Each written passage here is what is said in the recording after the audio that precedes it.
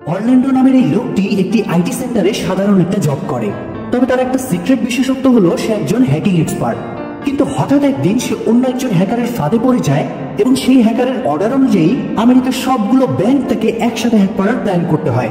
এমনকি শর্ত অনুযায়ী তাকে এই পুরো কাজটি করতে হবে তার চেয়ার থেকে না উঠেই, কেননা চেয়ার থেকে উঠলেই সে মারা যাবে।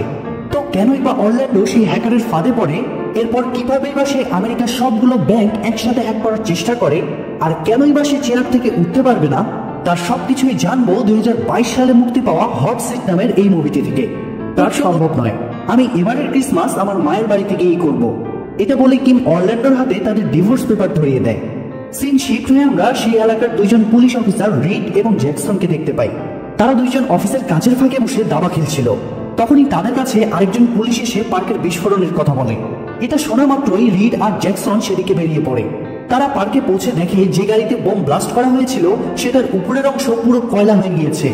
রিড জ্যাকসনকে বলে এটা সাধারণ কোনো বোম নয়, দেখে মনে হচ্ছে এটা কোনো মিলিটারি গ্রেড বোম। এ ধরনের বোম বানাতে অনেক সময় দিতে হয়, আর যে বোমটা ব্লাস্ট করেছে সে খুব কাছ থেকে রিমোট কন্ট্রোলারের মাধ্যমে এটা করেছে।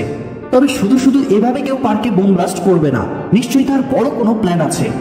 এদিকে অরল্যান্ডোকে দেখা যায় সে তার বাসায় একটা বইয়ের মধ্যে সিক্রেটলি একটা পেন ড্রাইভ রেখেছিল। কাজে যাওয়ার সময় সে পেন ড্রাইভটা সাথে করে নিয়ে যায়। অফিসে পৌঁছে অরল্যান্ডো তার নিজের লকারে ব্যাগ রেখে কাজে বসে পড়ে। তখনই তার কাছে এক বৃদ্ধ ক্লায়েন্ট ফোন দিয়ে বলে তার ওয়াইফাই কাজ করছে না। অরল্যান্ডো সেই মহিলাকে ইনস্ট্রাকশন দেওয়ার পরেও যখন সে ওয়াইফাই ঠিক করতে পারছিল না, তখন অরল্যান্ডো সেই মহিলাকে শর্টকাটের কথা বলে তার সার্ভার হ্যাক করে ফেলে। এরপর তার সিস্টেমে লগ ইন করে ওয়াইফাই ঠিক করে দেয়। তো অরল্যান্ডো যখন সেই ক্লায়েন্টের সাথে কথা বলছিল তখনই সেখানে তার কলিগ এনজো চলে আসে। ওয়াইফাই হ্যাক করতে দেখে এনজো অরল্যান্ডোকে জিজ্ঞেস করে তুমি এটা কিভাবে করো। উত্তরে অরল্যান্ডো বলে তুমি বুঝবে না, আমি আমার এক্সপেরিয়েন্স থেকে এসব করি। এটা শুনে এনজো বলে আমিও ম্যাজিক পারি, তবে তোমার মতো হ্যাকিং এর ম্যাজিক না হলেও আমার ম্যাজিক দেখে বাচ্চারা খুব খুশি হয়। এনজো ম্যাজিক পারে এটা শুনে অরল্যান্ডো খুশি হয়, কারণ তার মেয়ে জয়ী ম্যাজিক খুব পছন্দ করে। কথা বলতে বলতে এনজো খেয়াল করে তাদের বস অফিসে তাদের দুইজনের জন্য ক্রিসমাস গিফট রেখে গিয়েছে। গিফটের প্যাকেট খুলে অরল্যান্ডো ভেতরে দুটো কালো বল দেখতে পায়। এটা দেখে এনজোর একটু মন খারাপ হয়। সে অরল্যান্ডোকে বলে এই অফিসে বেশি দিন থাকা যাবে না। অরল্যান্ডো আর এনজো যখন তাদের চাকর, তখন অরল্যান্ডো খেয়াল করে তার কম্পিউটার কেমন অদ্ভুত আচরণ করছে। সে কম্পিউটার ঠিক করতে গিয়ে দেখে তার ওয়াইফ কিম তাকে ভিডিও কল দিয়েছে। কিম তাদের মেয়ে জয়কে তার বাবার সাথে কথা বলতে বলে। জয় স্ক্রিনের সামনে এসে তার বাবার উপর অভিমান দেখায়, কারণ তার বাবা তার জন্মদিনের দিনও কাজে গিয়েছে।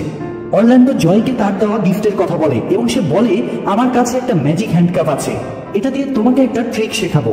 তাদের কথা বলার মাঝখানে এনজো অরল্যান্ডোর পিছনে নাচতে থাকে। অরল্যান্ডো তখন জয়ের সাথে এনজোর পরিচয় করিয়ে দেয়। জয়ের সাথে কথা বলা শেষ করা মাত্রই এনজো তার খাবার নিয়ে চিৎকার করে ওঠে, কারণ ডেলিভারি বয় তাকে নষ্ট স্যান্ডউইচ দিয়ে গিয়েছে। সে তখন খাবারের প্যাকেট নিয়ে নিচে যেতে নিলে অরল্যান্ডো তাকে নিষেধ করে। সে বলে বস সব সিসিটিভি ক্যামেরা চেক করে। এটা শুনে এনজো বলে তুমি এটা নিয়ে ভেবো না, আমার সিট এমন একটা জায়গায় যেটা সহজে দেখা যায় না, তাছাড়া নিচের ফ্লোরে আমার একটা কাজও আছে। এনজোর কথা শুনে অরল্যান্ডো বুঝে যায় সে নিচের ফ্লোরে কোনো একটা মেয়ের সাথে দেখা করতে যাচ্ছে। সে এনজোকে জিজ্ঞেস করে সেই মেয়েটা এভা কিনা। এনজো জানায় এভা না, বরং এভা একটা পাগল মেয়ে। এরপর সে স্যান্ডউইচ পাল্টে আনতে বের হয়ে যায়। এনজো বেরিয়ে যাওয়ার সাথে সাথেই অরল্যান্ডোর কম্পিউটারে একটা মেসেজ আসে। সেখানে কেউ একজন বলতে থাকে তুমি কি তোমার মেয়েকে বিদায় বলেছো। এরপর সে অরল্যান্ডোকে রেড নাইট বলে সম্বোধন করে এবং কল ধরতে বলে। অরল্যান্ডো কল রিসিভ করার সাথে সাথেই তাদের অফিসের ইন্টারকম অ্যাক্টিভ হয়ে যায় এবং একজন হ্যাকার কথা বলে ওঠে। সে বলে তোমার সিটের নিচে আমি একটা বোম সেট করে রেখেছি, তুমি যদি এখন সিট থেকে ওঠার চেষ্টা করো তাহলে সাথে সাথে তুমি মারা যাবে। তোমার বাঁচার একমাত্র পথ হলো আমার কথা ফলো করা। অরল্যান্ডো তখন হ্যাকারের কথা মতো তার ড্রয়ার থেকে আয়না বের করে দেখে আসলেই তার চেয়ারের নিচে বোম সেট করা। সে ভয় পেয়ে হ্যাকারকে জিজ্ঞেস করে তুমি কি চাও। উত্তরে হ্যাকার বলে তোমার অফিসের 12তম ফ্লোরে একটা ব্যাংক আছে, আমি চাই তুমি সেই ব্যাংকটা হ্যাক করবে। অরল্যান্ডো তখন বলে আমি অনেক আগেই হ্যাকিং ছেড়ে দিয়েছি। এটা শুনে হ্যাকার রেগে যায় এবং বলে আমি জানি তুমি কি কি পারো এবং আমি তোমার ব্যাপারে সবকিছু জানি। তুমি যদি আমার কথা মতো না চলো তাহলে তোমার সাথে সাথে তোমার পরিবারও মারা যাবে। এটা বলে হ্যাকার অরল্যান্ডোকে তাদের ডিভোর্স পেপারে সাথে সাথে ব্যাংকের সিস্টেম সিকিউরিটি অফিসার সতর্ক হয়ে যায় এবং অরল্যান্ডোকে সিস্টেম থেকে বের করে দেওয়ার চেষ্টা করতে থাকে। আর তখনই সেখানে এনজোর গার্লফ্রেন্ড এভা চলে আসে। অরল্যান্ডো এভাকে সাবধান করে বলে আমার চেয়ারের নিচে বোম সেট করা আছে। এরপর অরল্যান্ডো আবার ব্যাংক হ্যাক করার কাজে লেগে পড়ে, কিন্তু সে কোনোভাবেই ব্যাংকের সিস্টেম সিকিউরিটির সাথে পেরে উঠছিল না। যেহেতু সে নিজে চেয়ার থেকে উঠতে পারবে না, তাই সে এভাকে দিয়ে তার লকার থেকে পেন ড্রাইভ আনায়। এরপর একদম শেষ মুহূর্তে সে ব্যাংক হ্যাক করে সিস্টেম সিকিউরিটি অফিসারকে সার্ভার থেকে বের করে দেয়। ব্যাংক হ্যাকিং সফল হলে হ্যাকার অরল্যান্ডোকে বাহবা দিতে থাকে এবং অ্যাপোক্লিপস নাও নামের একটা মুভির কথা বলে তাকে বলে, তোমার আমাকে এখন সেই মুভির হিরো মনে হচ্ছে। এদিকে সবকিছু দেখে ভয় পেয়ে এবার সেখান থেকে চলে যেতে নিলে হ্যাকার তাকে থ্রেট দেয়। সে বলে, তুমি যদি এখন এখান থেকে বের হও তাহলে তোমাকেও আমি মেরে ফেলবো। তাই বাধ্য হয়ে এবার সেখানকার একটা চেয়ারে বসে পড়ে। এরপর হ্যাকার অরল্যান্ডোকে একটা ব্যাংক অ্যাকাউন্ট দিয়ে সেটাতে $2 মিলিয়ন ট্রান্সফার করতে বলে। তবে অরল্যান্ডো জানায় এটার জন্য আমার একটু টাইম লাগবে। তো অরল্যান্ডো যখন টাকা ট্রান্সফারের কাজে লেগে পড়ে তখনই এনজো সেখানে চলে আসে এবং এভাকে দেখে ভয় পেয়ে যায়। এভা এনজোকে বলে অরল্যান্ডোর সিটের নিচে একটা বোম সেট করা আছে। এটা শুনে এনজো ভয় পেয়ে যায় এবং সেখান থেকে বের হওয়ার জন্য পাগলের মতো করতে থাকে। তখন সবাই মিলে এনজোকে থামানোর চেষ্টা করলেও সে কথা শোনে না। সে যখন লিফটে উঠে নিচে যেতে নেয় তখনই লিফট ব্লাস্ট হয়ে যায়, আর এর ফলে লিফটের পাশের ডাল ভেঙে তার বড় একটা অংশ এবার গায়েও পড়ে। অন্যদিকে পুলিশরা যখন পার্কের বোমা নিয়ে কথা বলছিল তখনই তাদের কাছে সেই টাওয়ারের বিস্ফোরণের নিউজ আসে, যে টাওয়ারে অরল্যান্ডো বসে আছে। এদিকে মাথায় আঘাত পেয়ে এভা অজ্ঞান হয়ে ফ্লোরে পড়ে থাকে। আর এনজোকে মারার জন্য অরল্যান্ডো হ্যাকারকে দোষ দিতে থাকলে হ্যাকার বলে, আমি হয়তো একজন বা দুইজনকে মেরেছি, কিন্তু তুমি যত মানুষের মৃত্যুর কারণ হয়েছো তা আমি কল্পনাও করতে পারি না। এরপর সে অরল্যান্ডোকে একটা ফুটেজ দেখায় যেখানে এক লোক নিজের গায়ে আগুন দিয়ে আত্মহত্যা করেছিল। আর এখানে একটা বড় টুইস্ট লুকিয়ে আছে যেটা আমরা মুভির শেষ দিকে জানতে পারবো। তো হ্যাকার এবার অরল্যান্ডোকে বলে, পুলিশ যেহেতু নিউজ পেয়েছে তারা 15 মিনিটের মধ্যেই চলে আসবে, কারণ আমি সকালে পার্কে বোম ব্লাস্ট করে টেস্ট করেছি, পুলিশের আসতে 15 মিনিট লাগে। আর পার্কে যে লোকটা মারা গিয়েছে সে তোমার হ্যাকার বন্ধু ভিক্টর।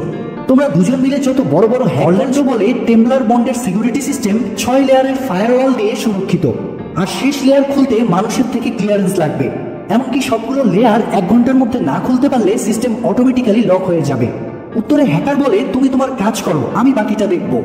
তো কাজের মধ্যে অরল্যান্ডো তার ওয়াইফকে মেসেজ করার চেষ্টা করে, কিন্তু হ্যাকার এটাও দেখে ফেলে এবং তাকে থ্রেট দেয়। অরল্যান্ডো তবুও একটা কাগজে হ্যাকারের ব্যাপারে নোট করতে থাকে। অরল্যান্ডো প্রথম ফায়ারওয়াল ব্রেক করার পরই এবার জ্ঞান ফেরে। ততক্ষণে লিফটের বিস্ফোরণের জায়গায় আগুন ধরে গিয়েছে। এবার কোনো মতে খোঁড়াতে উঠে গিয়ে আগুন নেভায়। এরপর হ্যাকার অরল্যান্ডোকে বলে, তোমার পেছনের হ্যান্ডক্যাফটা নিয়ে এভাকে দাও। আর এভাকে বলে, তুমি হ্যান্ডক্যাফ দিয়ে অফিসের একটা কোনায় নিজেকে আটকে রাখো। অরল্যান্ডো এবার হাতে হ্যান্ডক্যাফ দেওয়ার সাথে তার ফোনও দেয়। ফোনে অরল্যান্ডো তার স্ত্রী কিমের নাম্বার ডায়াল করে দেয়, কিন্তু ভাগ্য এতই খারাপ যে অরল্যান্ডোর ফোনে মাত্র 1% চার্জ আছে। এদিকে পার্টিতে থাকার কারণে কিমও তার ফোন অন্য রুমে রেখে দেয়, তাই সে অরল্যান্ডোর কল দেখতে পায় না। সিন শিফট হয়ে দেখা যায় পুলিশ ঘটনাস্থলে পৌঁছে গিয়েছে। তারা নিজের এরিয়া কভার করে নিজেদের মধ্যে প্ল্যান করতে থাকে। সেখানে টবি নামের এক অফিসারকে দেখা যায় সে রেডের উপর কোনো কারণে অসন্তুষ্ট। পুলিশদের ব্রিফ মিটিংয়ে যখন সবাই মিলে তাদের পজিশন নিয়ে কথা বলছিল তখন সেখানে তাদের চিফ অফিসার চলে আসে। চিফ এসে একজন স্নাইপারকে পাঠিয়ে দেয় দূর থেকে অরল্যান্ডোর উপর নজর রাখার জন্য। সে রিড আর জ্যাকসনকে সরাসরি অরল্যান্ডোর ফ্লোরে চলে যেতে বলে, আর টবিকে বলে সে যেন বিল্ডিং ম্যানেজারের সাথে কথা বলে। চিফের কথা মতো পুলিশের দল ভাগ হয়ে নিজ নিজ পজিশন নেয়। এদিকে হ্যাকার অরল্যান্ডোর একটা ছবি এবং নিউজ টিভি চ্যানেলগুলোতে পাঠায়। তারা অরল্যান্ডোকে এখানকার মূল ক্রিমিনাল বলে নিউজ করতে থাকে। বাসায় কিম আর জয় নিউজে অরল্যান্ডোকে দেখে শক হয়ে যায়। তারা তাই তাড়াতাড়ি করে অরল্যান্ডোর অফিসের দিকে চলে আসে। তো রিড আর জ্যাকসন যখন অফিসে ঢুকে সেখানকার সিসিটিভি অফ করে দেয় তখন হ্যাকার অরল্যান্ডোকে একটা নোট দিয়ে বলে, এটা তুমি টেলিভিশনে লাইভ পড়বে। অরল্যান্ডো দেখে সেখানে এমন এমন দোষী স্বীকারোক্তি দিতে বলা হচ্ছে যেগুলো সে কখনোই করেনি, তাই সে স্বীকারোক্তি দিতে অস্বীকৃতিকে অরল্যান্ডোর ব্যাপারে জিজ্ঞাসাবাদ করতে থাকে। কিম চিফকে বলে, আমি জানি অরল্যান্ডো একজন হ্যাকার, সে এর আগে অনেকগুলো হ্যাকিং করেছে, কিন্তু জয় হওয়ার পর থেকে সে একদম বদলে গিয়েছিল। আমি জানি সে কেমন মানুষ, সে নিজে থেকে কখনোই এগুলো করবে না, নিশ্চয়ই অন্য কেউ তাকে দিয়ে এসব করাচ্ছে। আর ঠিক তখনই অরল্যান্ডো লাইভে এসে হ্যাকারের দেওয়া স্ক্রিপ্ট পড়তে থাকে। সে বলে, আজকে সকালে যে পার্কে বোম ব্লাস্ট হয়েছে এবং এই বিল্ডিংয়ে যে বিস্ফোরণ হয়েছে তার জন্য আমি দায়ী। এমনকি কয়েক বছর আগে অর্কাস্ট্রিক নামের ফাইন্যান্সিয়াল কোম্পানির যে স্ক্যাম হয়েছিল সেটার জন্য আমি দায়ী ছিলাম। আমি মৃত্যুর জন্য প্রস্তুত, তবে আমার সাথে বোমার লাইন সেট করা আছে। তোমরা যদি আমাকে মারো তাহলে সবগুলো বোম একসাথে ব্লাস্ট হবে। তাই আমি যেটা করতে চাই সেটা আমাকে করতে না দিলে পুরো শহরে রক্তের বন্যা বইয়ে দিব। হ্যাকারের দেওয়া স্ক্রিপ্ট শেষ হয়ে যাওয়ার পরে অরল্যান্ডো তার স্ত্রী এবং মেয়েকে সরি বলে, কিন্তু সাথে সাথে হ্যাকার লাইফটা অফ করে দেয়। এরপর বাড়তি কথা বলার জন্য হ্যাকার অরল্যান্ডোর উপর রাগ দেখাতে থাকে। তবে অরল্যান্ডো এটার কোনো রিপ্লাই না দিয়ে বরং কাজ করতে থাকে, কারণ 1 ঘন্টা শেষ হতে তখন আর মাত্র 19 মিনিট বাকি। যদিও এর মধ্যে সে 4টা ফায়ারওয়াল ব্রেক করে ফেলেছে। এদিকে অরল্যান্ডোর শেষ কথাগুলো শুনে পুলিশের চিফ বুঝে যায় অরল্যান্ডো নিজে থেকে সব করছে না। কিম তখন চিফকে অর্কাস্ট্রিক কোম্পানির কথা খুলে বলে। সে জানায় কয়েক বছর আগে আমেরিকার বড় একটা কোম্পানি অরল্যান্ডোর সাথে মিট করে আমাদের ভরণ পোষণের দায়িত্ব নিয়েছিল। আমরা খুব খুশি হয়েছিলাম যে আমাদের কোনো খরচ লাগছে না, কিন্তু কয়েকদিন পরে আমরা জানতে পারি যে সেই কোম্পানি কাজের নামে অরল্যান্ডোকে দিয়ে বেশ কয়েকটা ব্যাংকের ডাটা হ্যাক করিয়েছে। এমনকি অরল্যান্ডো নিজেও বুঝতে পারেনি সে কি হ্যাক করছে। আর সেই ব্যাংকে যতগুলো অ্যাকাউন্ট ছিল সব ছিল গরিব এবং মধ্যবিত্ত মানুষদের। অর্কেস্ট্রিক কোম্পানি সেই সবগুলো ব্যাংকের টাকা লুট করে ফেলেছিল, আর এর সাথে বড় বড় রাজনীতিবিদরাও জড়িয়েছিল। তাই অনেক মানুষ সবকিছু হারিয়ে অভাবের তাড়নায় আত্মহত্যাও করেছে। এটা দেখে হ্যাকার রেগে চিৎকার করতে থাকে। অন্যদিকে এবার ভয় পেয়ে চিৎকার করছিল। অরল্যান্ডো তাদের থামিয়ে দিয়ে বলে, আমাকে এখন ডিটস অ্যাটাক করতে হবে। আশেপাশে যত নেটওয়ার্ক কানেকশন আছে সবগুলো কানেকশন লাইন এদের সার্ভারে লোড করে দিব। এতে করে অনেক বেশি ইউজার ট্রাফিক হয়ে সার্ভার দুর্বল হয়ে পড়বে। তবে সমস্যা হচ্ছে সার্ভারে ট্রাফিক বাড়ালে আমাদের এখানেও ট্রাফিক বেড়ে যাবে, তাই আমাদের একটা নেটওয়ার্ক শিল্ড দরকার। এরপর অরল্যান্ডো নিজের কম্পিউটারে একটা ভার্চুয়াল শিল্ড সেট করে অ্যাটাকের জন্য তৈরি হয়। যাই হোক, রিড আর জ্যাকসন ততক্ষণে টিম নিয়ে বিল্ডিং এর মধ্যে ঢুকে গিয়েছে। তারা 10 তলায় পৌঁছে অরল্যান্ডোর রুমে ফাইবার ক্যামেরা দিয়ে দেখতে থাকে। সেখানে তারা এভাকে দেখে বুঝতে পারে যে বোমটা সেট করেছে সে এভাকেও ভিকটিম হিসেবে রেখেছে। এদিকে টবি এসে চিফকে জানায় 10 তলায় অরল্যান্ডোর ফ্লোরে যেমন বোমার হিট সিগন্যাল পাওয়া যাচ্ছে, ঠিক তেমনি বিল্ডিং এর 4 তলায়ও একটা হিট সিগন্যাল পাওয়া যাচ্ছে। আমার ধারণা সেখানেও এমন কিছু একটা আছে।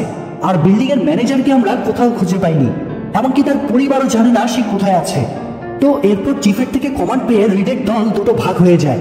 রিড একা উপরের ফ্লোর থেকে অরল্যান্ডোর উপর নজর রাখতে থাকে, আর জ্যাকসন বাকিদের সাথে যুক্ত হয়ে 4 তলায় চলে যায়। সে সিগন্যাল ফলো করতে করতে সেই রুমের কাছে পৌঁছায় যেখানে তারা হ্যাকার আছে বলে ধারণা করছে। পুলিশের উপস্থিতি টের পেয়ে অরল্যান্ডো হ্যাকারকে বলে, পুলিশ তোমাকে ধরতে আসছে, তাই তুমি রেডি হও। কিন্তু পুলিশ এদিকে দরজা ভেঙে ভিতরে ঢুকে দেখে সেখানে বিল্ডিং এর ম্যানেজারের লাশ চেয়ারে বাঁধা, এমনকি তার একটা চোখ উঠিয়ে ফেলা হয়েছে। তখনই জ্যাকসন খেয়াল করে সেখানে একটা টাইম বোম সেট করে রাখা আছে, আর তারা রুমে ঢোকা মাত্রই বোমটা অ্যাক্টিভ হয়ে গিয়েছে। জ্যাকসন তাই সবাইকে বের করে দিতে থাকে, কিন্তু ততক্ষণে অনেক দেরি হয়ে গিয়েছে। তাই বোম ব্লাস্ট হয়ে জ্যাকসন সহ পুলিশের পুরো ইউনিট সেখানেই মারা যায়। বোম ব্লাস্টের শব্দ শুনে অরল্যান্ডো ভাবে হ্যাকারকে হয়তো পুলিশ ধরে ফেলেছে, কিন্তু তখনই হ্যাকার আবার কথা বলে ওঠে। সে বলে, এখন আর খুব বেশি সমস্যা হওয়ার কথা না, যত দ্রুত সম্ভব অ্যাটাক লঞ্চ করো।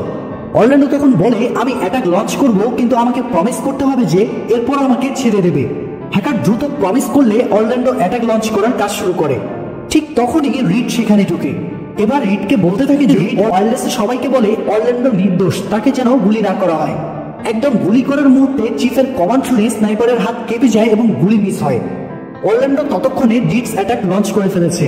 অ্যাটাক সফল হওয়ার পর অরল্যান্ডো হ্যাকারকে বলে, আমি আমার কাজ শেষ করেছি, এখন আমাকে ছেড়ে দাও। কিন্তু হ্যাকার বলে, আমি এতক্ষণ মিথ্যা বলেছি, শহরের আর কোথাও কোনো বোম নেই, এখন শুধুমাত্র তোমার সিটের নিচে একটা বোম আছে, যেটা সহজে অফ হচ্ছে না। হ্যাকার তার কথা না শোনায় অরল্যান্ডো আবার কম্পিউটারের সামনে গিয়ে বসে। আসলে সে তার কম্পিউটারে শিল্ড সেট করার সময় নিজের জন্য শিল্ড সেট করেছে। সে সিসিটিভি হ্যাক করে সেটাকে রিপিট করে দিয়েছে। এখন হ্যাকার শুধু তার আগের ফুটেজ বারবার দেখতে পাবে। অরল্যান্ডোকে চেয়ারে বসে থাকতে বলে হ্যাকার টেম্পলার বন্ডের শেষ লকটা খুলতে যায়।